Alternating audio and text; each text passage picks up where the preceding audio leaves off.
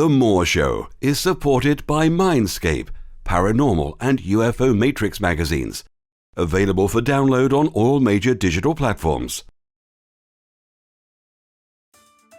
If you like what you watch, then don't forget to follow us on Facebook and Twitter for the latest updates on The Moore Show. Remember to subscribe to our YouTube channel for new weekly television and radio shows. The Moore Show is in partnership with Ozark Mountain Publishing, taking readers beyond the unexplained.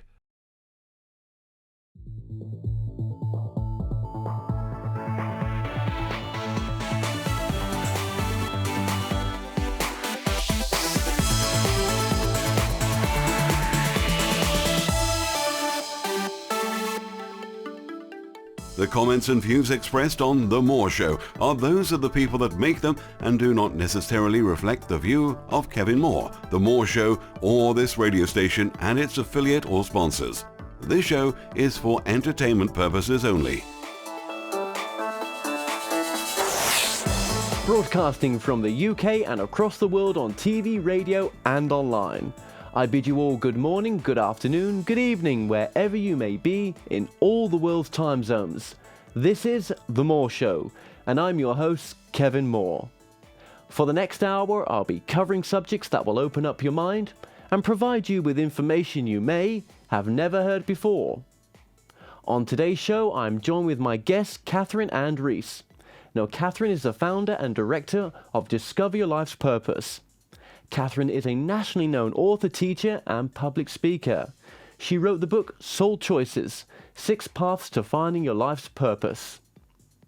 Now, Catherine earned a Bachelor's of Arts degree from the University of Michigan and a Holistic Health Practitioner's degree from Body Mind College in California. She has completed extensive studies in the intuitive arts at the Berkeley Psychic Institute, the School of Metaphysics, and the American Federation of Astrologers. Catherine hosted the television show Discover Your Life Purpose and is a frequent guest on radio programs. She co-founded the School of Intuitive Arts and Science, where she teaches astrology, numerology, palm reading, eye analysis, past lives, and family birth order. Catherine Ann Reese, welcome to the show. Thank you. I'm excited to be here. Oh, it's great to have you on. Now, I've been reading over your book today, and, it's a great book. Where did this sort of journey into the metaphysics start for you? Actually, pretty young. I was in my early teens, like 13, 14, and I was in a family where we didn't practice any religion. So, and it was actually kind of talked down in my house that religion really wasn't worth much. So I thought, well, if that's not the route, there must be something else.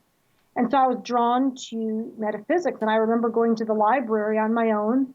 And my first books that I started reading were on Ruth Montgomery and Edgar Cayce. And I was hooked from that moment on. Now, your book, the 6 Paths to Find Your Life Purpose, it's kind of like a car manual in a sense, isn't it?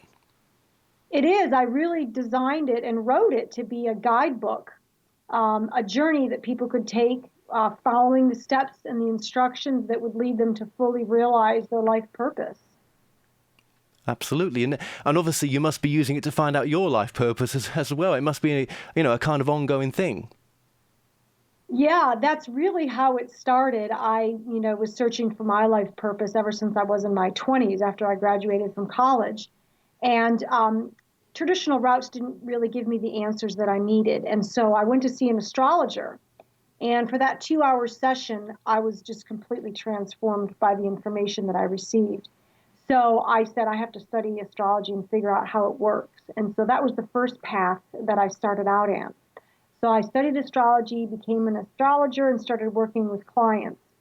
And I realized that it gave so much wonderful information for people and myself. But I still felt there was more to learn about myself. So over a period of about 10 years, I delved into the other 5 paths, the numerology, the palmistry, the iris analysis. And each time, I learned different parts and aspects of myself. And so at the end of the 10 years, after looking at all these different paths and putting them together, I really saw the complete picture of who I was and what I was here to do. Okay. And, you've kind of compressed sort of 10 years worth of knowledge into sort of a 6-month course in the book as well. Yes, you can work on it at your own pace. A lot of people, purchase the workbook along with the book and work at their own pace. Like I said, it took me 10 years, but I didn't have a guidebook or anybody, guiding the path for me. I kind of led myself. So this book, depending on the pace of the person, they can work slower and it might take them 6 months. Some people take a course that I teach and learn it all in a weekend, but however long it takes you, I always tell people that you're really going to be integrating the information for the rest of your life, just like I am. Yeah. I mean, what kind of people are actually reading the book? I mean, have they had a sort of wakey moment, or, I mean, are they looking for different answers? Definitely people who are looking for different answers. I'd have to say the majority of people I've worked with over the years have been female. Usually in their later 40s. And the majority of them say, they've had successful careers, and they're just kind of looking for more, some deeper answers to life. So it's been wonderful working with all different kinds of people, but that's the majority that tend to take my classes, and they're very fun to work with. Absolutely. And, you say in the book there's, I think, is it 6 steps that we can use. Should we just go over some of the steps as well? For example, let's go straight to past lives. Why not? How can, figuring out what we did before influence this life now, in a sense? That's a great question, and that's actually one of the paths that I start with when I teach the classes is reincarnation, past lives, because I explain to people in order to understand where you got to today in your present circumstance, you have to go back lifetimes to figure out the karmic patterns and the thinking patterns that led you to where you are today. So it doesn't really matter so much, who you were in a past life, but more we delve into the past lives to see the themes that people have been repeating. We look at thought patterns that developed in past lives. And those are what help us understand why we think the way we do today and why we have the karmic patterns that we do. Edgar Cayce used to say that karma really was just a set of beliefs and attitudes that people have that keep them stuck in the same situations. So when we can unravel and understand those karmic patterns, if they're unproductive, we can change them and hence change our current life and future lifetimes. So it's a crucial component to doing the life purpose work. Yeah, I mean, these can be all sorts of tendencies in a sense. I mean, like addictive tendencies. It really is a sort of whether a person's going to open up or not, to be honest, about their certain issues that they have. But what you're saying is that, we bring these issues into this life because we've not dealt with them before, perhaps. Exactly. And, we're habitual creatures. And so we carry habit patterns with us from lifetime to lifetime. If we have some unproductive thinking patterns, we're going to continue to recreate similar circumstances in this life, maybe, different people, some different circumstances, but the same basic theme tends to repeat itself. Yeah, absolutely. So we want to really set ourselves free, basically. Yeah, that's right. And I suppose in your book you mentioned that we choose our families, we choose our situations we're born into. Yeah, that's where I got the title Soul Choices, because I believe that we've chosen everything based on the mission that we've selected for ourselves. So before we're born, we know what our mission is going to be. And so we're going to choose those influences that are best going to support us in that mission. So yes, we will choose a family that will support our needs, a time period, a country, all those things, the particular time of birth that you choose gives you a particular astrological configuration. All those things set you up for success. It's not just a random choice that we make to be born on a particular day. It's specifically chosen for strategic reasons, really, so we can complete our mission. But I suppose you've really got to be prepared to think outside the box if you were born into particular situations, depending on location and the planet and the parents that we have as well, the religious circumstances as well? Yeah, it's a whole package that we choose.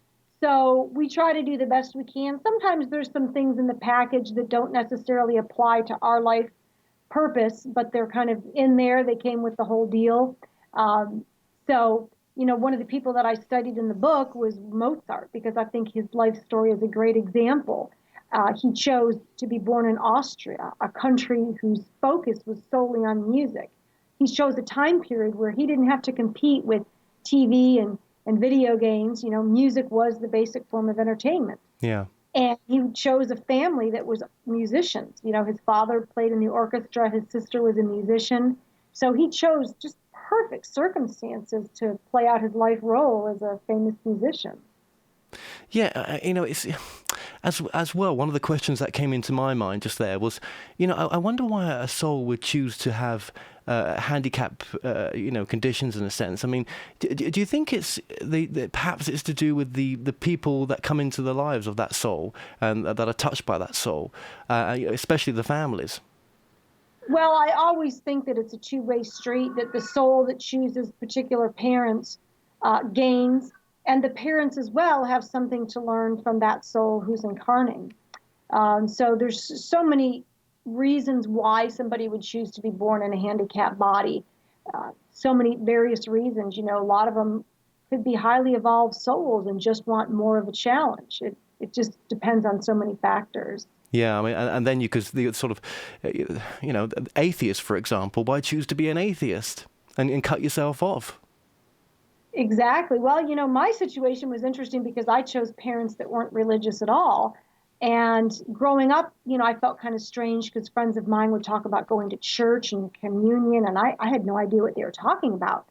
But now, as I look back, I am so grateful for making that choice because I wasn't, brainwashed or forced into any particular religion. I was completely free to choose my own path, which was the greatest gift, I think that I received from that family. Yeah, absolutely. And, it's difficult to find out what our gifts are sometimes. What are we here to do? And, I suppose we could already be living our gift, in a sense, by what we do already. Yes, well, that's so true because so many people that take my classes on the first night of class, I'll ask people to raise their hand if they can name at least 5 gifts or talents that they have. Maybe I'll get a few people that raise their hand. Most people aren't aware of their potential and their gifts and talents. So what I teach them is that by going through the 6 paths, each one of them does a marvelous job of revealing a person's potential gifts and talents. And by the end of the course, or by the time you finish reading the book, most people have a list of about 30 to 40 gifts and talents. And of course, some of them need to be developed, but the potential is there. Yeah, that's right. It's there within all of us, and it doesn't matter what the gift is. We're all here for different reasons, in a sense. Exactly. We all have our completely unique mission, and I don't think there's any 2 missions that are alike. So, with your work as well, I mean, like I mentioned in the introduction there, you cover astrology, numerology, palm reading, eye analysis, past lives, which we've just mentioned, family, which we've just talked about. What can astrology teach us in finding our life mission? What can astrology teach us? Yeah. Well, first of all, we look at all the planets on the astrology chart, and there's possibly 144,000 different combinations people can have on an astrology chart. So each chart is so unique. The chart, based on different planets, will show what are our strengths and weaknesses, what are the potential gifts and talents that could be tapped into. Of course, what are the lessons? Astrology is so in-depth. It shows past, present, and future, really, because we can see karmic tendencies from past lives through the planet Saturn, which shows where we've been irresponsible in past lives. The North and the South Node on an astrology chart show where we've come from, the South Node, and then where we're heading to this lifetime, which is the North Node. So we see the past and the present and the future. The present is seen more on the ascendant or the rising sign, which shows our personality, the filter that we use this lifetime. The sun sign is what we're evolving towards. So that's what we're looking to envelop in terms of our own identity and how we relate to the world through that sun sign. So basically, there isn't any aspect of a person that is not revealed on the astrology chart.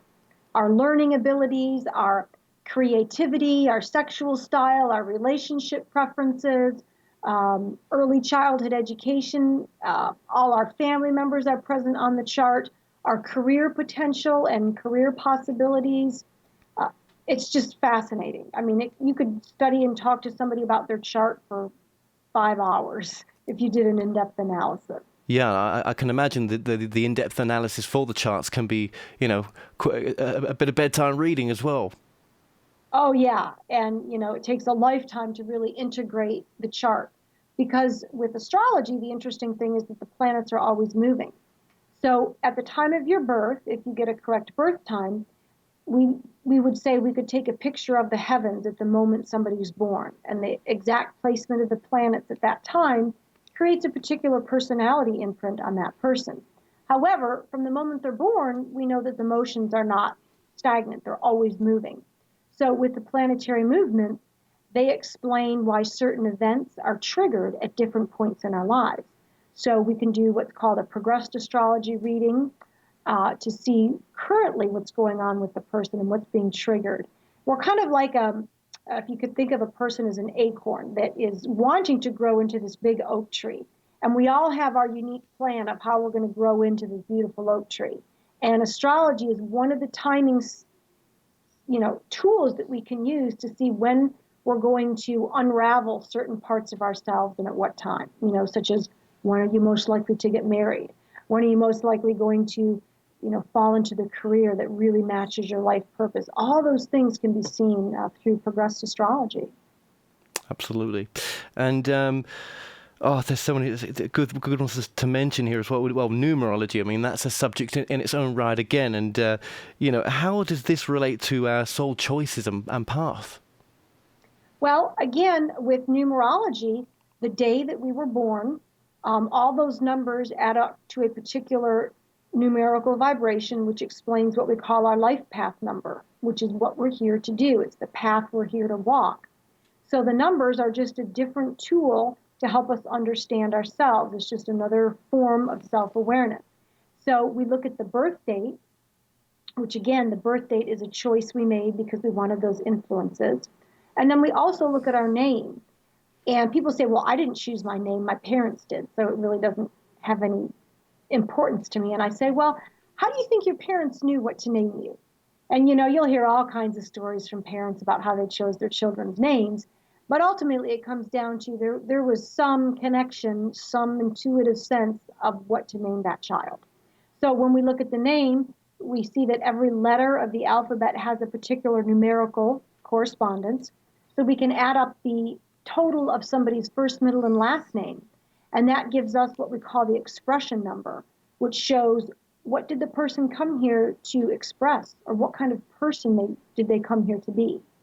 And then, of course, we can go on and on with an entire numerology chart, calculating our challenge numbers and our personality numbers, and all of those together form the composite of who we are from a numerical perspective.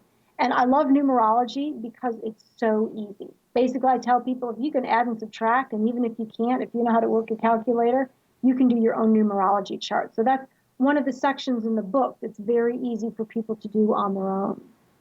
Yes, because there's what they call, I think it's called master numbers as well. Yes, basically in Western numerology, the Pythagorean system, we stick with numbers 1 through 9, and then 2 master numbers, which are double digit, 11 and 22.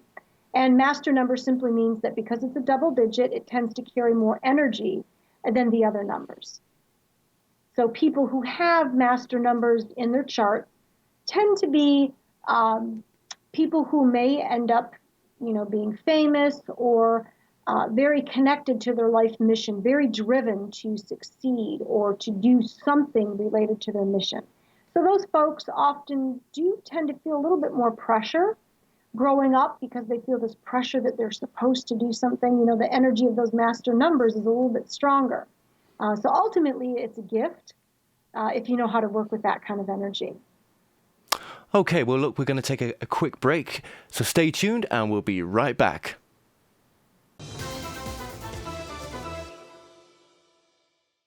The Moore Show is supported by Mindscape, Paranormal and UFO Matrix magazines. Available for download on all major digital platforms.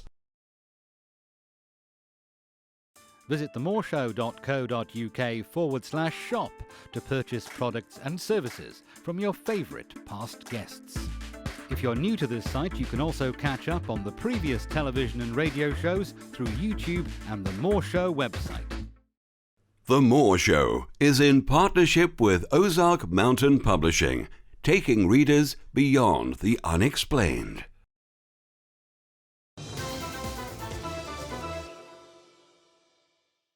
The comments and views expressed on The Moore Show are those of the people that make them and do not necessarily reflect the view of Kevin Moore, The Moore Show, or this radio station and its affiliate or sponsors. This show is for entertainment purposes only. Welcome back to the show. I'm currently joined by my guest, Catherine Ann Rees, author of the book Soul Choices, 6 Paths to Find Your Life Purposes. Catherine, welcome back to the show. Great. Now, just before the ad break there, we were just discussing master numbers, and I'm pretty sure, I think I'm at 22. Oh, interesting. Well, I'm a 22 also in my life path. And that's what we call the master builder. So 22s have incredible insights, intuitive abilities. And then what they do is they take these visions, these intuitions that they receive, and then they have this urge to actually build them in the physical world. So they're a combination really of the number 4, which is strong practicality and an urge to create, along with the number 11, which is very intuitive, very perceptive. So master builders are the people that bring things to the planet that weren't here before. Wow. New methods of teaching, new forms of architecture, anything you can imagine is what they bring. So it's a really neat number to have as a life path. Yeah, and if we're in a job we don't enjoy and it's not really our calling, with your work, we can find that joyful, purpose-filled life, can't we? We definitely can. Basically, when we do this work and we discover what our gifts and talents are, what we do is we look for jobs that would support or allow us to use those gifts and talents. And when people are sharing what they're good at, what they enjoy, they're happiest. So there's always ways to find a career that matches the majority of your gifts and talents. And that's where the true happiness comes in. So with another one of your points as well, to find the life that we want to live, shall I say, you talk about family birth order. Now, just explain that to the audience. Sure. Well, family birth order is based on the father. So our sibling sequence is determined by what child we were born to our dad. So if our dad had one child and then another, and that was you would be the second born. So the sibling sequence, this study that I used was actually done by Denny Johnson. And what he determined was that there was 6 brothers and 6 sisters. And each one of those sequences has a particular personality, particular gifts and talents, particular challenges, and so forth. And so based on your birth sequence, you tend to portray those qualities. And again, you chose what sequence you wanted to be born, because being born a firstborn girl is a totally different experience than being a secondborn girl. Yeah. Yeah, and so the firstborn actually determines the sex for everybody else, or the line. So, for example, if a boy's born first to his father, and then the dad has a girl, a daughter, she is actually considered boy number 2, because everybody after a boy would follow in the sequence. Now, it doesn't mean she's masculine in any way. It just means that she has the qualities of boy 2, but expressed, in a feminine way. And likewise, if a father has a daughter first and then a son, Well, that son is actually going to be girl number 2, but of course, expressing those qualities in a masculine way. Well, what was I? I was the second born. My sister was the first, and my brother was the last. Okay, so you would be girl number 2, qualities, which is the mystic. There's animals that we associate with the different birth orders to kind of really get an idea of their personality. So if you think of a cat, they're mysterious. You don't really know what they're thinking. Very imaginative. This is girl number 2, often drawn to mysticism, spirituality, often her own world or often his own world as a youngster. And then as they grow up, they often have a strong drive to succeed, and they do well in creative careers. Anything that really allows them, to show off their creativity, design, writing, art, whatever it may be, is girl number 2. And so her lesson or challenge is expression and honesty, because she's mysterious. She tends to hold things in, so she needs to learn to express. And of course, her gifts are many. I've mentioned some of them: intuition, imagination, creativity, mystical. It's incredible. Actually, I can relate to that. As you were saying, I was, busy thinking. They're thinking, yeah, that makes a lot of sense, and incredible. And also in your book, you mention palm reading, which I found fascinating because, normally, you don't associate that with, finding your life mission in a sense. So how does that work? Well, there's various aspects to palm reading.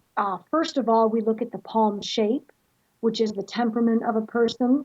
And then we also look at the lines on the hand, which relate to how we're expressing that particular area of life, such as the heart line would describe how we're expressing our emotions and our love life.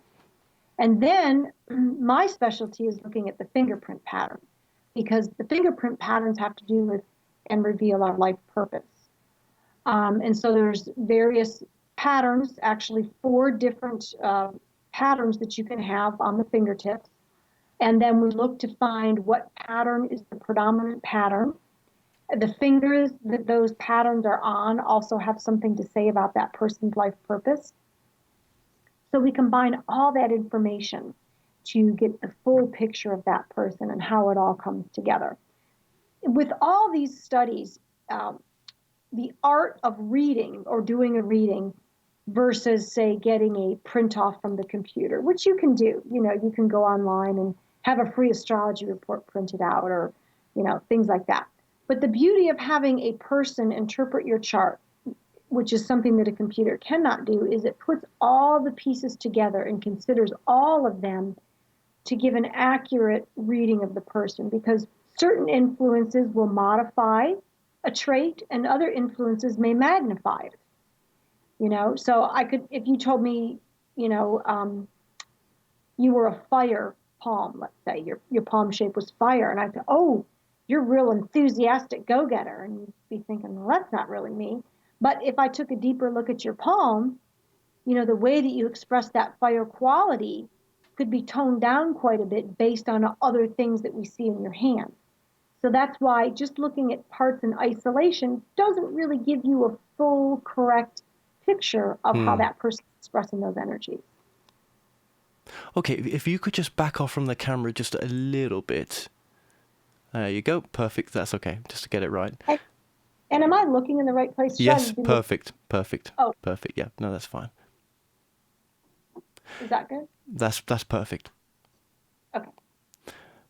Well, with palm reading then, I mean, what about the size of the hand? I mean, is that taken into account as well? Yes, the size of the hand. Basically, we measure the middle finger, what we call the Saturn finger, in relationship to the palm to see if the person has short or long fingers. And again, the size of the hand is looked at also in relation to the person's body size. So, if you have a 6'4" man, of course his hands are going to be larger than, say, a 5 foot tall woman. Of course. So it's all relative to the person. So various factors are taken into consideration to understand the palm type. There's 4 basic palms. There's the water, earth, fire, and air palm type. But then, of course, we have the combination types because not everybody falls into a neat little package. So, we have combination air, fire, air, water, fire, earth palm.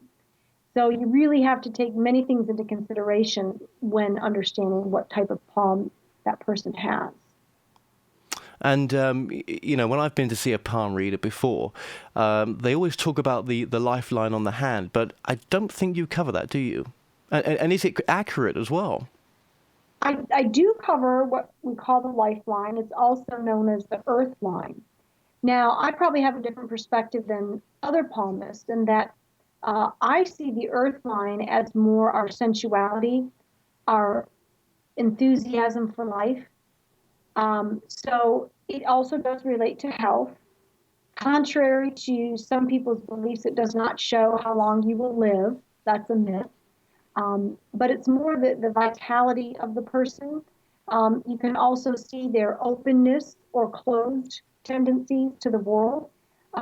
The wider that line extends from the thumb, the more open they are to meeting other people and traveling the world. And where the line ends at the end of the palm, if it hugs real tight underneath the thumb, they tend to be the folks that stick close to home. They'll want to live down the street from their parents. Whereas if that line extends into the middle of the palm, those are the people that move away from their hometown and travel the world and want some freedom from where they grew up. So you can see many things on that line. Fascinating. And I should just mention this as well, that, obviously this is primarily a UK audience, and how can we get in contact with yourself to, can we get readings through the post with yourself, or? Certain readings can be done long distance, the astrology, of course, the numerology, the family birth order. Now, with the palms, I don't do distance readings because for me it's really important to actually touch the palm, to be in person, because you can see things on a live hand that you cannot see through pictures. With the iris study, thanks to the development of cameras, some people are able to take a really good picture of their irises and send them to me, and sometimes it works. But I also do prefer in person to do the eye readings. Past life readings can be done long distance. We've done readings for people all over the world, so distance isn't a factor there. So some yes, some no. Okay. Well, you just mentioned there the eye reading, the iris reading. What can we learn from this to implement? What can we learn from this to implement in our life today, would you say? Well, I love the iris study because, again, it's a live part of the body, and it's a fairly new study. A lot of people have heard of iridology, which is the physical study, understanding the physical body through the eyes. But the study that I discuss in the book was also developed by Denny Johnson of the birth order study, and it's called RAID. And he named it that because ray is a ray of light and id is the ego. So he says it's the light piercing through the ego. So what can we learn from the eyes? Well, again, gifts and talents, challenges, connection to our parents, our relationship style, on and on and on. Our tendency to be right or left brain dominant, our tendency to be more inner or outer directed or introverted or extroverted. All that can be seen through the eyes. So basically what Denny Johnson discovered after looking at thousands and thousands of eyes was that there were certain patterns that were predominant in the iris. And based on that pattern, people would tend to approach life from a different manner. So we have an iris type called the flower iris, where you can actually see what look to be like flower petals in the eye. And that's a type of person who approaches life from the emotions. So, for example, if you think of how you feel when somebody brings you flowers, joyful, happy. And so part of the life purpose of the flower is to bring joy to life. And that's why they're these emotional people. And then, of course, you have others, iris types, that are the complete opposite, that live life through the mind. And they're very mentally oriented, verbally controlling people. And then you have The very calm people, which are known as the stream iris. And these are the kinds of people who experience life kinesthetically. So they're often massage therapists or athletes. They experience a lot through the body. And then we have an extremist iris type, which we call the shaker. And they experience life through the extremes. Nothing's gray for them. It's either all black or all white. And so they each have a different approach to life, different response to life. And then from that, we continue on to look at their gifts and talents, their challenges. So really, as with all the studies, I tell people, there is no influence or, iris type that's better than the other. They all have their unique purpose, and whatever you have is perfect for you. I mean, and all these unique features, would you say, are predetermined before we come here? Oh, I definitely believe so, because we've had at least 100 past lives if we go back to the beginning when we started incarnating in bodies in the time of Atlantis. So over those, almost 100 lifetimes for most people, we have developed these patterns, these tendencies, these gifts and talents. When we die, our physical body dies, but the soul keeps the understandings that we've built from past lives. So we take all that with us, and all those understandings, those thought patterns create, our iris type. They've done studies that show the lines on the palm of a baby in the womb start growing at 3 months of age. And you can see the fingerprint pattern in the fetus before it's born. It's amazing.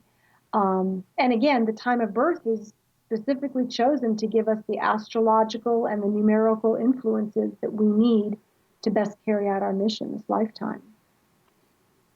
Okay, well, we're going to take a break there, so stay tuned and we'll be right back.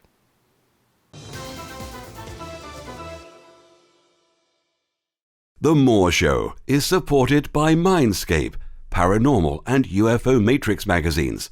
Available for download on all major digital platforms. Visit themoreshow.co.uk/shop to purchase products and services from your favourite past guests. If you're new to this site, you can also catch up on the previous television and radio shows through YouTube and the Moore Show website. The Moore Show is in partnership with Ozark Mountain Publishing, taking readers beyond the unexplained.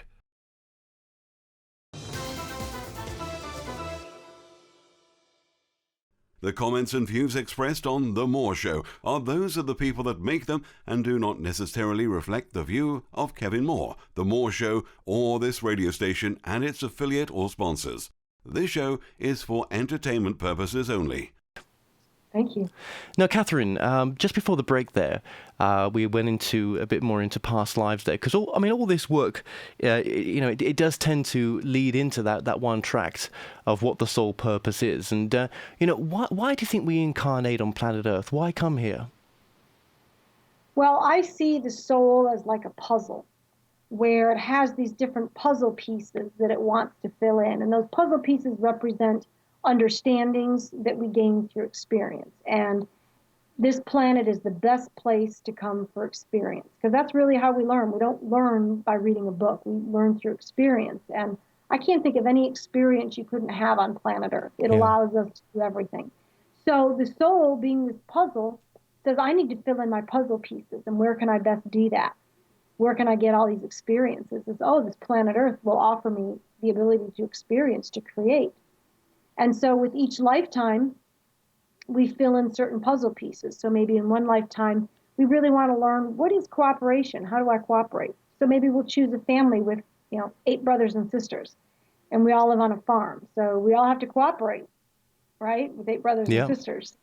That would be an experience. And then, depending on how quickly a person evolves and assimilates his life, or her life, they'll fill in more puzzle pieces or less puzzle pieces each lifetime, depending on their rate of growth. So that's why I believe we come here, is to have these experiences so that they become permanent understandings within our soul, to the point where we've experienced all we need to, we've learned from them, and we're ready to move on. So if we're having a hard time, if life has, dealt us many challenges, it's to see those challenges as something to learn from, in a sense. yes, the challenge is we often think, oh, it's a bad thing, but really, it's here to help us evolve. The planets sometimes do things to us that seem very harsh. But from the soul's perspective, the soul is willing to live through any experience in order to learn something. And because the soul can never permanently be damaged or harmed through any experience. So it's willing to go through any experience to learn something. That's right. I mean, death then must be just a transition. I mean, death is not the opposite of life. It's just the opposite of birth, maybe, in a sense. Yeah, it's really just part of the cycle that we're in right now. Incarnating in bodies. It's just part of the cycle.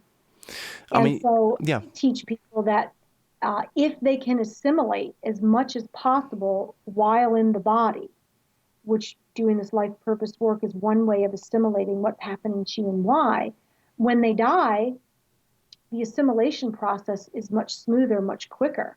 And the transition period in between lives can be quicker and they can evolve faster. It's almost like, if you learn something in the moment, it's easier than waiting 10 years and trying to look back at a situation and learn from it. So since we're here now, it's easier to learn than, after we die and we have to look back and figure it out. Yeah. And I mean, you must have come across some fascinating cases with the past life readings. I mean, what are some of the most interesting, memories of some of the past life readings that you've given, through the various ways that you do it? Yeah.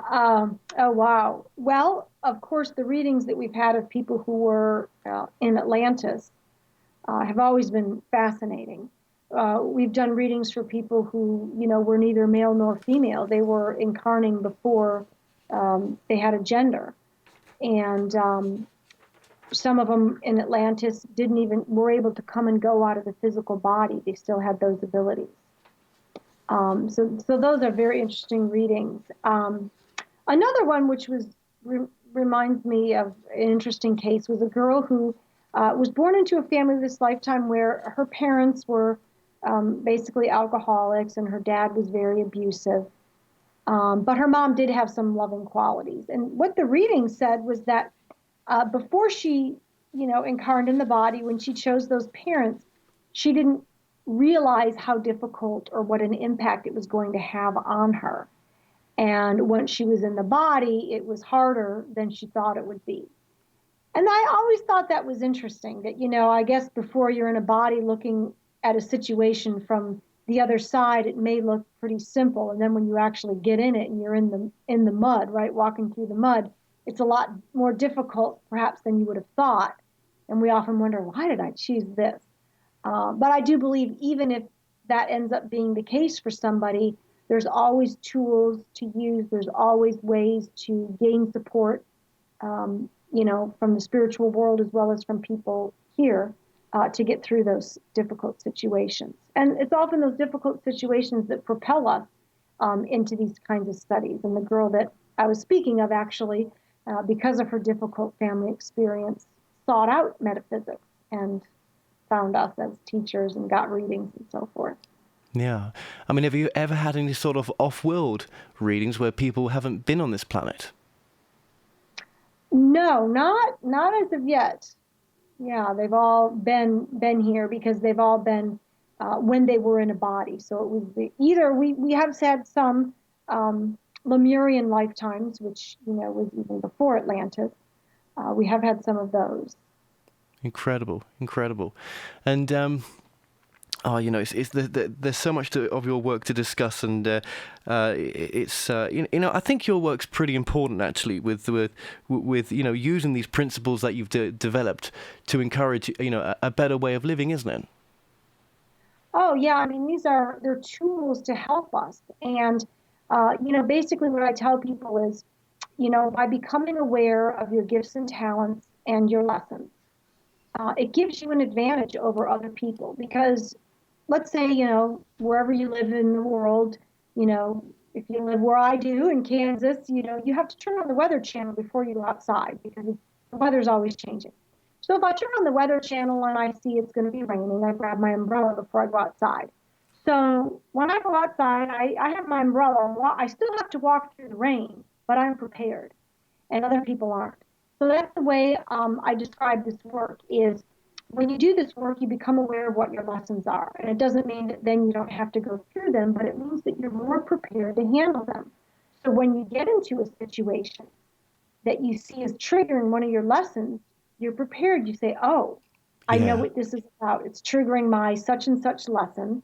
And then you strategize a game plan. How are you going to deal with this? So you're not caught off guard, and so you don't have to repeat a lesson, 5, 10 times. You can do it once and be done. And I think that's the beauty of doing this work is it prepares you. And I guess it allows you to be more in the moment as well, to take some of that head noise away of those constant thoughts of, well, what is round the corner? How is this situation going to turn out? And just to be present, wholly present in the moment, that everything in this moment is perfect. Yes, that's another bonus that you will obtain from doing this work. Yeah. I mean, do you think meditation as well? Do you encourage that? Oh, definitely. In the beginning of the class, we talk to people about why they think they've forgotten their life purpose. Because most people come to take the classes because they feel they have. And we talk about the fact that, meditation, stillness, quiet time isn't something that's really taught to young people or encouraged. And so because we've stopped listening inwardly, we've become more confused about what we're here to do. So I say that meditation is really another tool, just like astrology, that can give us the answers that we're looking for. It's a more intuitive way to do it. And you can back up what you receive in your meditations with your astrology reports and your numerology. I think it's a definite tool that people can use to understand their purpose, and while they're living it, daily meditation will really do a lot for getting people in touch with their gifts and talents, their challenges, definitely. I mean, nowadays, isn't it, that there has been a shift in thinking, and you must see that shift just with the work that you're doing and the people that you're meeting on the courses. Yeah, I do think that, with all the access people have now to books, to the internet, it's all out there.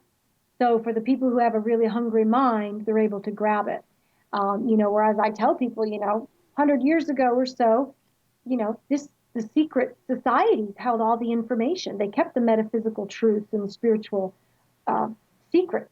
And unless you were born into a family, that was in one of those secret societies, you maybe weren't privy to that information. But I say now, look at the opportunities. There's nothing out there that you can't learn about and get your hands on. Books, teachers, it's all there. So it's this huge opportunity. And if people aren't taking that opportunity right now, it's a real sad thing, I think, Yeah, because it won't always be like that. No. And I suppose, even opportunity with, your family as well, because obviously, how did your parents, take your work once they knew the path that you were going on? Were they quite supportive?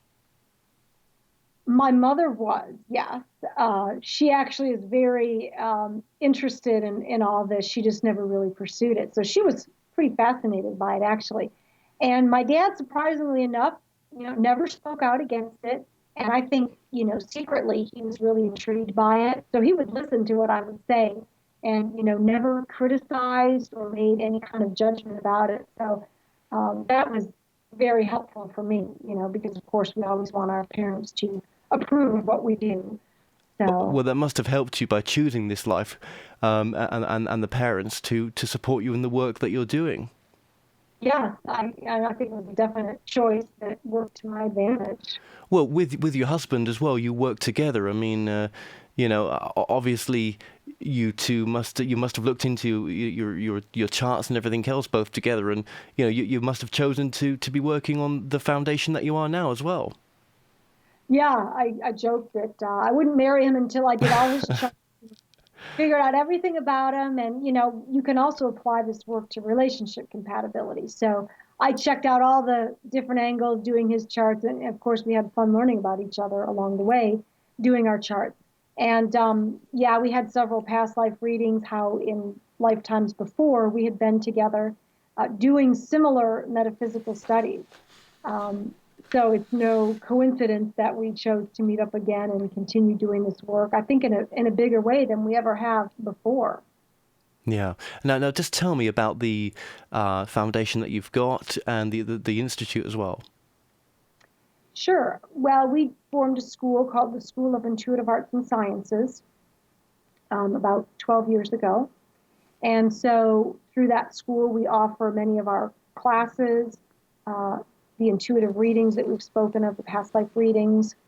Then I also have my own website where I specifically offer my books and my life purpose work, which can also be some crossover with our school website because we offer the readings on both sites and so forth. But yes, we've built a foundation of a metaphysical series of classes. There's 9 classes altogether, which we feel give a person a solid foundation in metaphysics and understanding how their mind works. Okay. And can these courses be taken internationally, or are they attendance only? No, they can be done long distance. Some of them are downloadable self-study. For example, our dream interpretation class can be done alone. Some of the courses can be done online with a teacher. So people can just check the website to see which ones they can do on their own. And then certain classes we only do teach in person just because they're so hands-on that we need class participation. Yeah. I mean, what would you say is the sort of most important message of your book? I think the most important message of the book would be if you unlock the choices that you made in terms of your time of birth, your family, you'll unlock your life purpose. Really as simple as that. Why did you just keep asking yourself, why did I choose this? Why did I choose to be born a Capricorn or a Virgo? Why did I choose this family? Why did I choose to be born on August 15th? And the answers to those questions reveal your life purpose, which is your gifts and talents and your challenges all together. And how can people get hold of your book as well? The book is published through Ozark Mountain Publishing, so you can go on their website, www.ozarkmt.com, or just Google Ozark Mountain Publishing.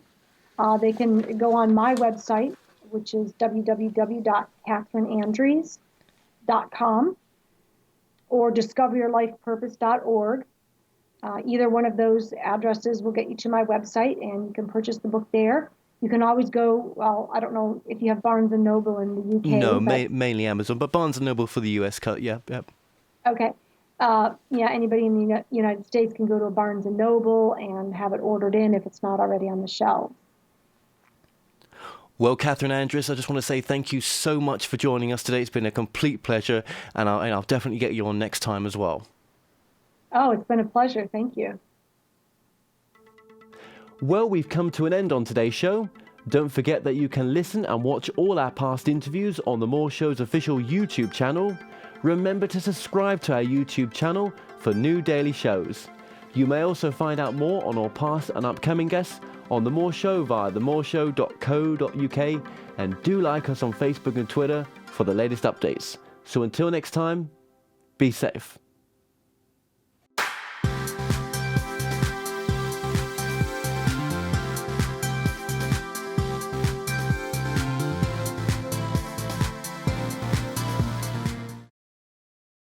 The More Show is supported by Mindscape, Paranormal and UFO Matrix magazines. Available for download on all major digital platforms.